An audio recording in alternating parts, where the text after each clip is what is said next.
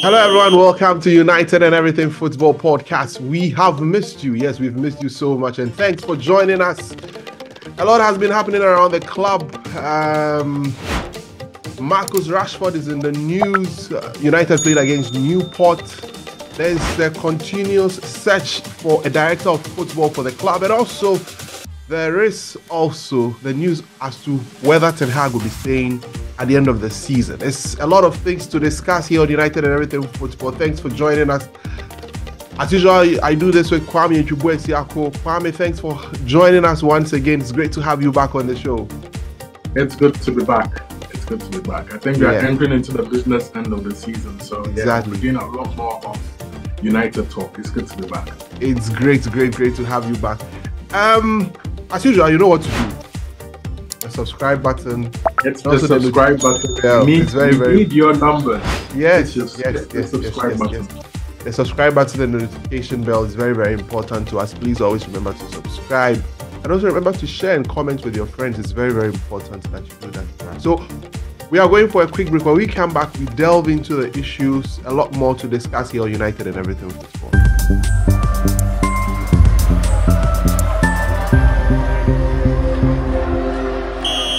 All right, so thank you very much. We are back on United and Everything Football. So a lot more to discuss today. We will start with a game against Newport, where United beat Newport by 4-2 in the FA Cup that happened over the weekend. And a lot more concerns as well.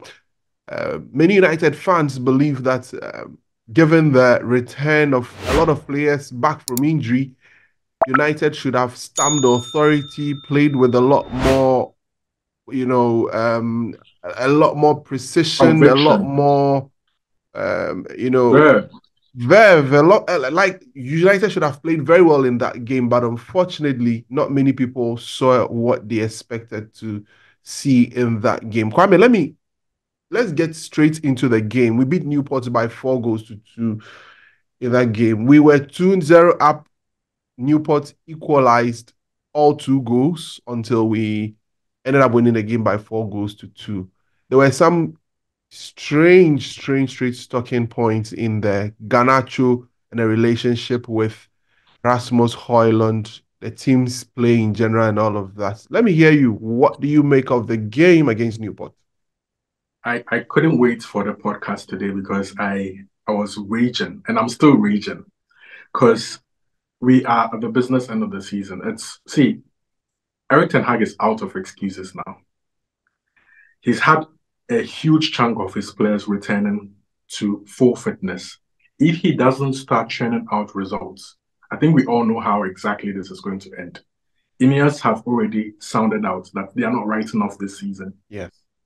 They are about high performance, high results. If Erik Ten Hag is not going to make Champions League football, or win the FA Cup, or probably he needs to win both. That is to actually get into the top 4 and win the FA Cup. He is going to be booted out. I was expecting us to stamp our authority on that football game. And after watching 20 minutes, we've spoken about this on the side in our groups. After watching 20 minutes, I had enough. Yeah. I had enough because this month we've been free. We've played only 1 game this month, if I'm not mistaken. That was the league game against Spurs. League game, yes. And we've had a chunk of the squad going on a warm summer tour or whatever, to a warm summer break to Qatar or whatever to recharge. Another bit of the squad had been given time off. We put almost a full strength team out there, aside Marcus Rashford for... We all know why he didn't play. He was suspended for that game. Yeah. And Onana in goal. Yeah. Against a League 2 team that is 14th on the league table in League 2. And Manchester United conceded the same kind of chances that we concede all throughout the season. We gave up the same shots. We were loose in possession. We did not play with any conviction. We did not sustain any press. There was so much of what we have been used to on show against a League 2 side in a very important FA Cup game. I knew winning was a given. I knew that we're going to win. We all knew we're going to win. But then it's the manner in which we won. That's not how you want to win a football game against that level of opposition, it's sort of, gives an indication that things aren't going to get better in terms of how we play. Against stiffer opposition, if we did allow any team in the Premier League to come back from 2 goals down, this team, in its form, is not winning that football game. No more excuses. The excuses are done. This is his strongest team. He needs to pull off. I spoke to you about the stats that he needs to actually pull off to have a successful season. At least 12 league wins out of 17 and a couple of draws. He can only afford 3 losses maximum in the league. We're talking about league winning form in order to close out the season, to get 70 points, to give yourself a chance for a top 4 place. The cup competition may be his saving grace. He has to take it very, very seriously. And that's not how you take things very, very seriously. We'll probably end up going to play against Forest at Forest. We lost to them at the back end of last year. If we go there playing the way that we are playing, we're not progressing in the cup. That's true. I'm a staunch believer of continuity. I've always backed managers. You know me. I've backed managers from the beginning of time up until a point where there is absolutely nothing that can be done about the situation. I don't feel we're at that point now. We are not at that point now because he's got a lot of months left in the season, a lot of games in the season to make up for everything that's happened in the first half of the season.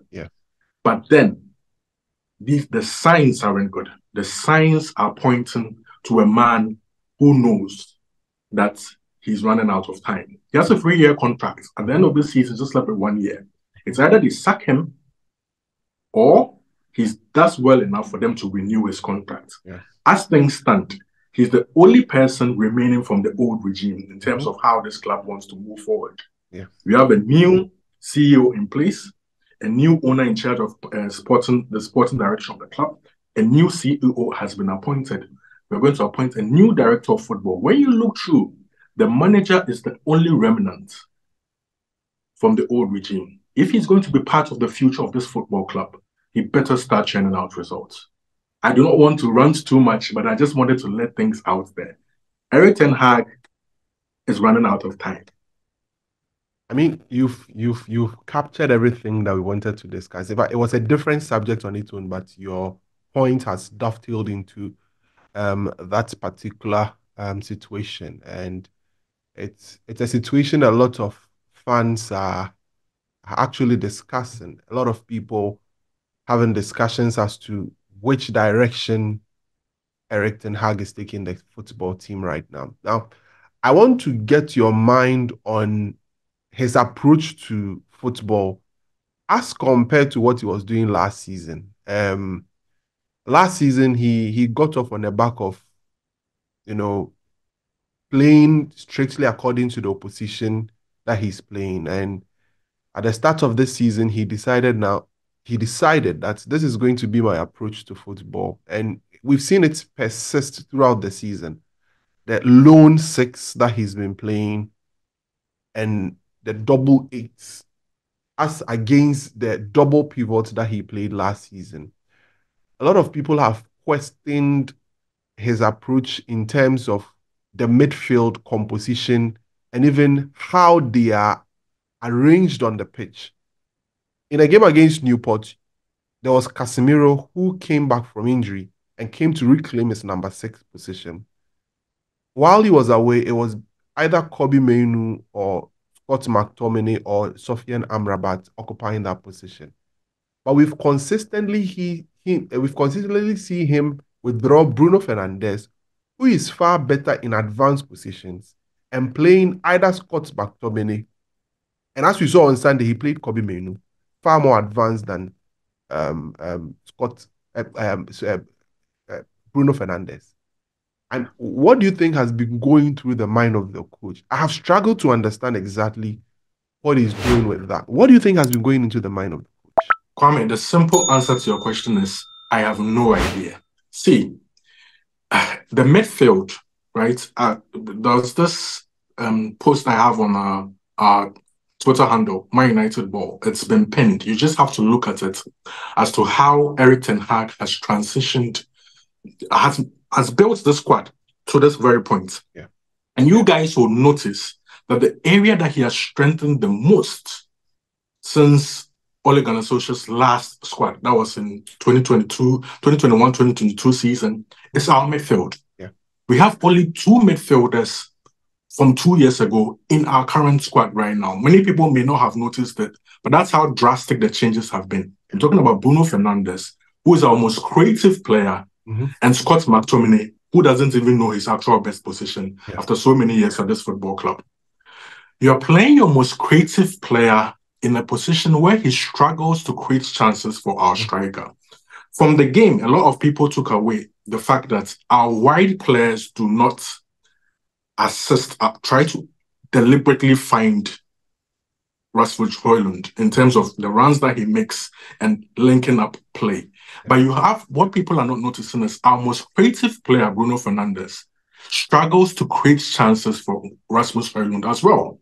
Yeah. Throughout the entire season, there's only one player who has, to an extent, created chances for our striker, which is Rashford, who we are going to talk about extensively very soon. Yeah. He did not play the game yesterday. We had Garnacho on the left. We had Antony on the right.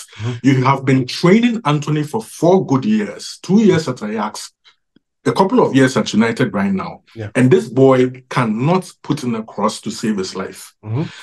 Alejandro Garnacho is a young kid whom you should nurture to be able to get the fundamentals right. Yet he's trying to do things on his own. He talks about preaching routines. If you want to get routines into your football players, coach them to do the right things routinely. It's not possible that you've had so many wingers on your books so far, from the likes of Rashford, Garnacho, Sancho, Antony, Pellistri, Ahmad, all these, even Bruno playing on the flank sometimes, and none of them have the propensity to put in a cross when they hit the bar line. None of them try to put in a cross to find their center forward. It raises a lot of questions as to how this team is being currently coached. Back to the midfield. I'm sorry I had to diverse and go into attack. Back to the midfield. You have changed into a system that you deliberately and consistently want to play. I was so pissed off seeing Kobbie Mainoo playing far advanced of Bruno Fernandes when he has been excelling in a deeper position. What are you trying to teach the boy? Are you trying to teach the boy to be an all-round midfielder? Are you trying to teach him to be a defensive midfielder? What are you trying to teach the boy from this very early age? The worst thing that happened was Kobbie Mainoo scoring that goal. Yeah. But this coach is going to think that, oh, it's fine to be able to continue to play him in that position. It's best to nurture the boy in the position that you think best suits him, which to me is in central midfield. Everybody was craving for him to be playing next to Casemiro, not just for the sake of it, but for the main reason being that teams play through us too easily. Having 2 6s gives us a bit of defensive cover in front of the back 4 compared to playing only Casemiro there. Yeah.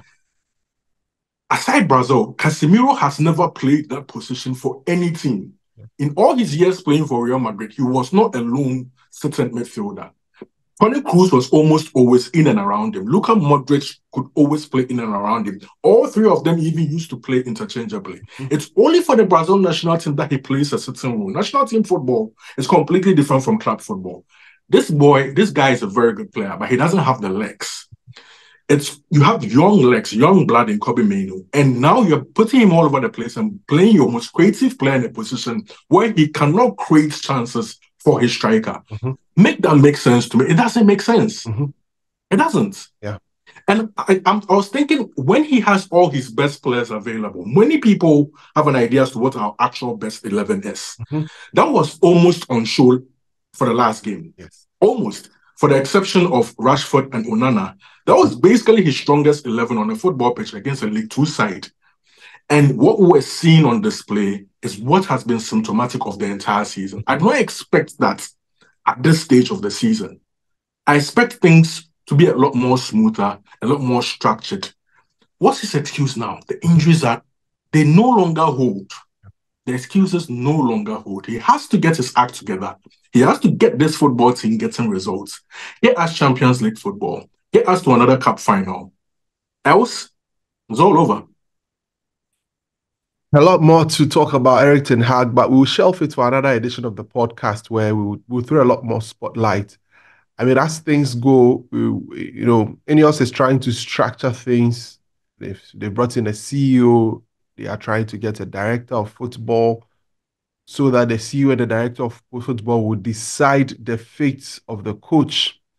The coach knows exactly what is expected of him. At this point, I'm sure it's been communicated to him. I strongly believe so, that it's been communicated to the coach as to what exactly to do. Results hasn't been the best, but there is an area where he has been noted for his discipline. And that brings into focus the man, Marcus Rashford. So this has been the second time, at least within the public light, that Marcus Rashford has been in the spotlight with regards to issues concerning discipline. Now, Rashford was seen in Belfast on a Wednesday evening clubbing. Now, the following morning, he called in sick. Instead of him reporting to training, apparently his the private jet he took to Belfast, landed the following morning. So Rashford called in sick and couldn't make it to training. This news came up within the media. United had to take an action. Rashford was asked to sit it out in the game against Newport. On Monday, there was a showdown between Rashford, the agent, John Merthog, and then the coach. And it's agreed that the player has to be punished. The club did not communicate the exact punishment, but the club said the matter has been dealt with internally. Rashford has owned up and also taking responsibility for what he did. Now, Kwame, Rashford is your guy. Yeah. The commentary around him off the field hasn't been great. Yeah. His performance on the pitch hasn't been great, given what happened last season. What do you make of all of this surrounding Marcus Rashford? First of all, I'd like to say I'm disappointed because he's supposed to be one of the leaders in this team. Arguably, he's one of the best players in the team. He's 26 years old. He's not a child anymore. My issue is not with him going out to Belfast because he had very good reasons for being in Belfast in the first place and very bad reasons for being there as well. It's when the bad reasons affect your area of work. You're supposed to be at work and you don't turn up at work based off the fact that you were spotted in Belfast last night when you have training the next day. That's where the issue is. Football players have, and he had a day off, I think the day before. Football players are allowed to have private lives, but don't let it get in the way of work. I think he may have been intoxicated or something, so he did not want to turn up for work, which is very, very disappointing from a player of his stature in the football club currently. Personally, I think ultimately football fans, as we are, we care more about results than what players do in their individual lives. If Marcus Rashford was playing the way that he was playing last season, this season, most fans there wouldn't be that much of a public uproar. Yeah. We would be disappointed, but a lot of fans would be saying, drop him for the rest of the season, drop him from the Wolves game. Just as we're going into a Wolves game last season, he turned up late for a team meeting or something, and then Erik ten Hag had to give him some sort of punishment by putting him on the bench, despite him being a key player. Yeah. Ironically, he's still a key player for Erik ten Hag right now. This situation is not like the Jadon Sancho situation where the player did not own up and apologize.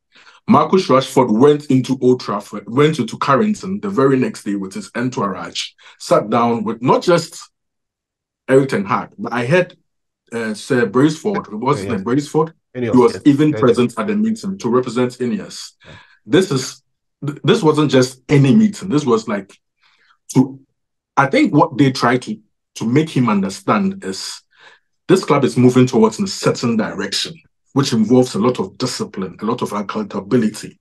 We do not want to carry such behavior into the future. Otherwise, there may have been warnings in that meeting as to his conduct going forward. But it's clear he owned up. I think he apologized.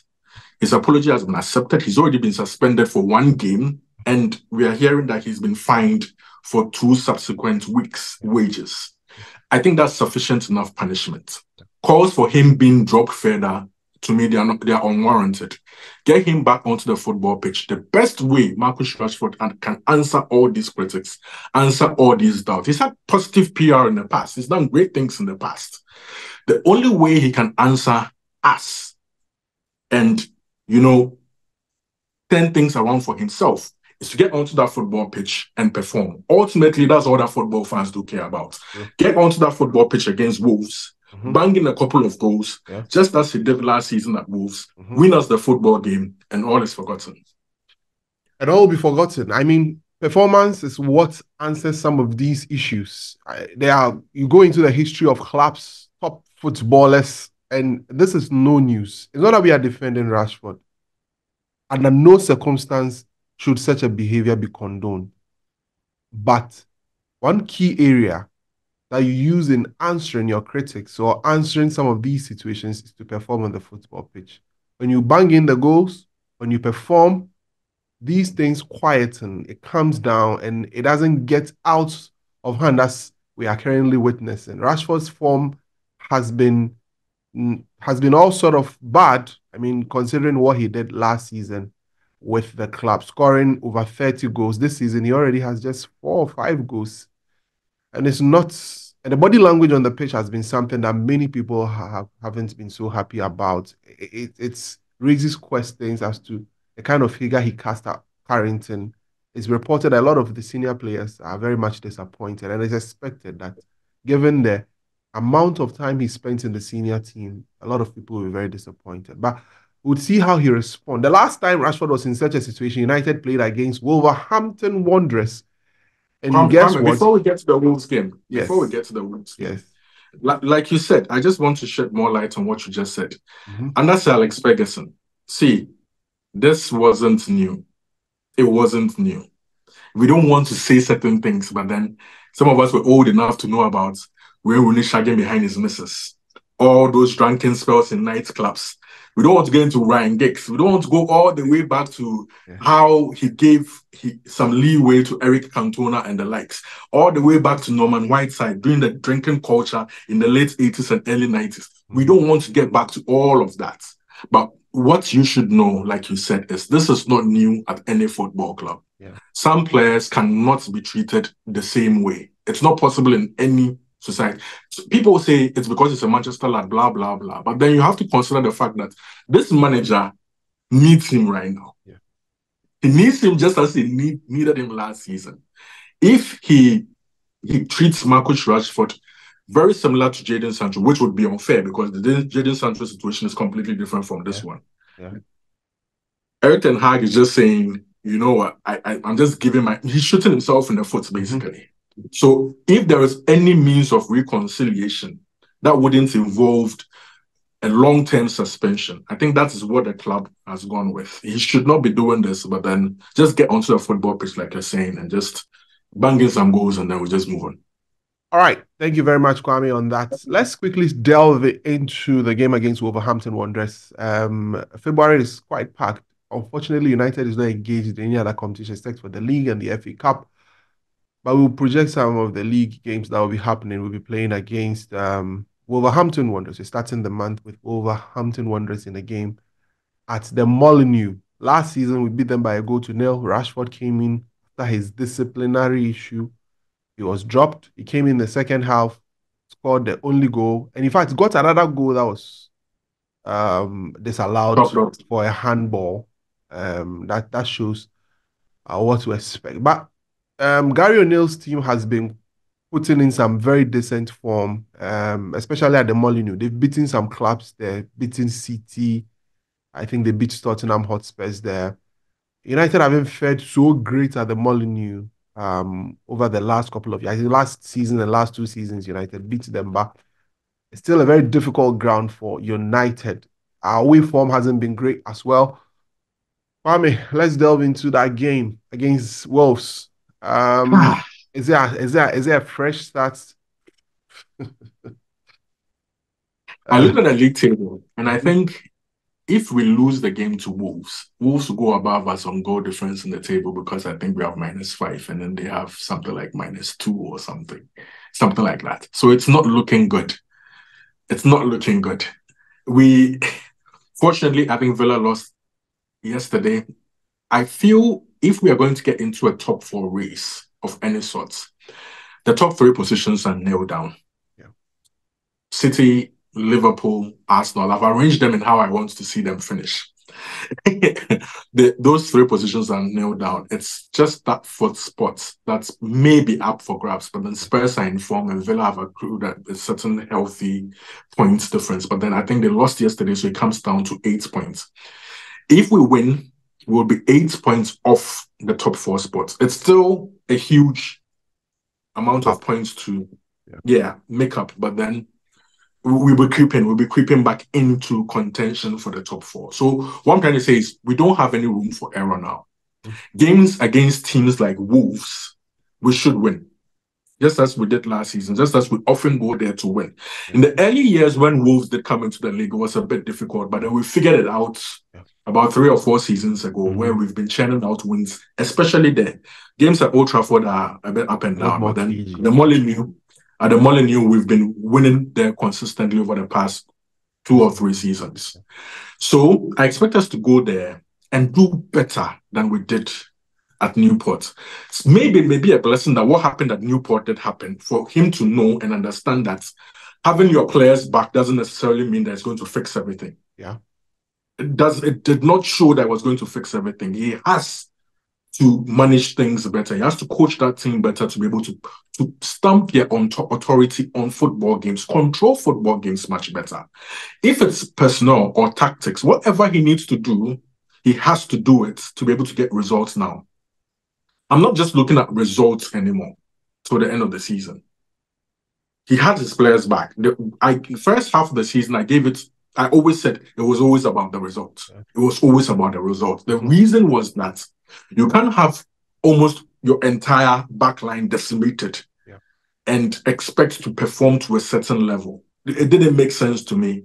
So many injuries in midfield, inconsistency in terms of player selection, player availability in attack. Everybody's back now. Yeah. So it's not just about nicking a 1-0 win. That's where fans go like, oh, this player should have passed the ball to the striker to score, and then we nick a 1-0 win, and then we nick another goal, and then that's just no. We should be able to create enough chances in the football game to miss a lot. Yeah. Just like other teams create enough chances to miss a lot in football games. We're not playing well. We have to start playing well. Start creating chances. Be tighter. Be tighter, especially at the back and in our midfield. Teams shouldn't be able to play through us. Newport had just as many shots at goal as we did. I think they had something like 12 and we have 13. How is that even possible? So imagine against an informed team in the Premier League. Now, we'd go to Luton and I'd probably think that it would be a shooting contest. We play basketball now. Yeah. It's you shoot, I shoot, you shoot, I shoot. Who shoots the best? Whatsoever. And there is no control or whatsoever. He has to come get a grip of football games in terms of how he manages them. Okay. His change of tactics for the season haven't worked. That transition football he wanted to play, we haven't seen it yet. He should start to let us see it till the end of the season for his own good. For his own good. All right. So we are ending on another issue that is brewing, the issue of a director of football that the club intends to appoint. In our last episode, we talked about Omar Barada, who has been appointed as the new CEO of the club.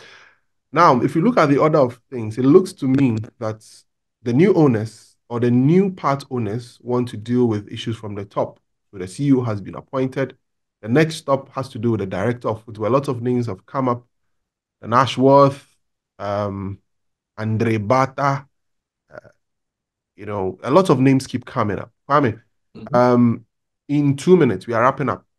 What's your expectations? I mean, in about 2 weeks, I'm sure the Premier League ratification of the deal will happen. Yeah. Ineos will get into action proper. We hear in the next few weeks, the new director of football will be happening. People are saying that it might not be the names that are out there. Exactly. People are surprised. What's your thought? We were surprised by who was named as CEO for starters. Absolutely. So expect more surprises. I think what Ineos is going with is that we appointed a football person as CEO, not a businessman. Yes. Not a banker. So if we have appointed a football person as CEO, he should come and make football decisions. And one of the football decisions and responsibilities of the CEO is to appoint a director of football. So if they had somebody in mind before, and this person, Omar Berada, comes in and says, I have somebody else in mind, they're probably going to listen to him and go like, it's your job. You're the CEO now. You're responsible for appointing this person. And if you think this person is best suited to the job compared to our candidate, I'm sure they're going to go with him. So expect more surprises. And he's worked a lot with the Spanish people and all those kind of things. Right? That's why the likes of Andre Bata and all of those names are coming up. Yes.